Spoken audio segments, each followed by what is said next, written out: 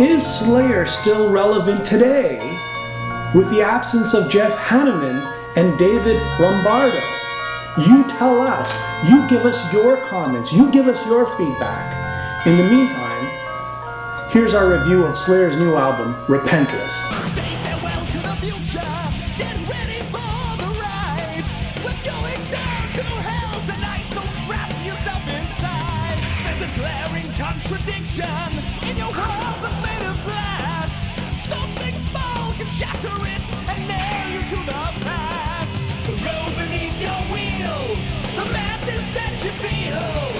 Oh, you will pay with your life. Welcome to the Metal Voice, and on the show today we will be reviewing Slayer's new album, Repentless. With me today, my friends, Giles Lavery, lead vocalist of Dragon's Claw, also Mr. Neil Turbin, lead singer of Deathriders, ex-singer of Anthrax. Fellas, we're going to start off with Neil today. Neil, give us your opinion of the new album by Slayer. Also, are they still relevant? This is Neil Turbin from Deathriders and Bleed the Hunger. You're watching The Metal Voice. I just have to say, Slayer understands its audience and they know exactly what to deliver for the fans. It's very sad about Jeff Hanneman departing, but I think the band understands the sound and what the fans want. And Gary Holt, I think he fits right in the band really well. Sounds great. Has a lot of experience playing, of course, with Paul Bostoff for many years outside of Slayer, so it just works really well. And Paul sounds amazing on the album. His drumming is absolutely, made for Slayer. It fits right in to the equation. And what are they supposed to do? Stop playing? Stuff happens. You got to keep on rocking, man. So as far as the album goes, Repentless, Take Control, Pride and Prejudice, Chasing Death. There's some really strong tracks on the album. One thing that struck me was, the vocal performance of Tom Araya. I thought his vocal performance, it's something that I can listen to and enjoy it, certainly we're going to miss Jeff Hanneman, and I really like Dave Lombardo's playing and his drumming, and it's not exactly the same Slayer that I'm used to, but I think it's definitely a great version of Slayer. So there you have it. This is Neil Turbin for the Metal Voice at midnight in Los Angeles. Giles, give me your review. Tell me what you thought of the album, and is Slayer still relevant today with this new album? The first record in about 6 years. The first record since the departure of Dave Lombardo, and the first record since the death of Jeff Hanneman. Should Slayer continue? You tell me. What does the record sound like? It sounds like Slayer. I'm not the biggest Slayer fan, so I'm probably the wrong guy to ask, but this record really does sound like anything that could have come off the last 4, 5, 6 Slayer records. There was a time there I thought where Seasons in the Abyss, South of Heaven, Decade of Aggression were pretty good records, for that. To me, this kind of music's all about the catchphrase, like War Assembled, the final swing is not a drill, it's how many people I can kill. Great catchphrases over aggressive, powerful thrash metal.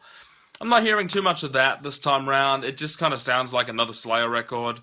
We all know the single that came out, the title track actually, and that was, it was okay. It seemed like the most catchy Slayer song I'd heard in a long time, but the rest of it just kind of, it sounds like the last one. It sounds like the one before it, and that's either a good thing or a bad thing, depending on your opinion. So what do you think? Should Slayer continue? Should they hang it up? Personally, why not? If they're into it, continue. Should Gary Holt have been a part of the songwriting process as opposed to just playing on the record? You tell us. You decide. Slayer, Repentless. I think Slayer is relevant today. Minus Hanneman, minus Lombardo. Yes, they are missed, but the legacy continues. Gary Holt, he's just doing a great job with his input in regards to guitar solos on this album. This is just another great collection of songs by Slayer. They're not breaking any new ground here. They're not turning the metal world upside down. I don't think they'll get any new fans, but the hardcore fans will be pleased. Here are a couple of my favorite tracks off the album. Implode, Piano Wire, which is the last song that Jeff Hanneman wrote. Atrocity Vendor, brutally crushing. And of course, Cast the First Stone, Vices, Take Control, and Chasing Death. And yes, the title track, Repentless. This is what you get. Very thrashy, very punky, brutal, a lot of barking vocals and interesting social lyrics. They're nobody else. They've got their own sound, their own tone to their whole style. They've got their punky, thrashy, heavy metal band like no other. It's Slayer, and yes, they are back. And this album, after 6 years, the legacy continues. I give this a strong 8 out of 10. Well, thanks for watching another episode of The Metal Voice. Thank you, Neil. Thank you, Giles, for being on the show. Catch you next time. I'm going to be on tour in Mexico from September 18th through October 3rd. We're going to be hitting the great cities of Mexico and look forward to seeing all the folks out there.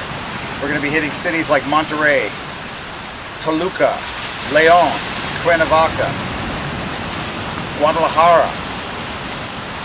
Cheers to all of you.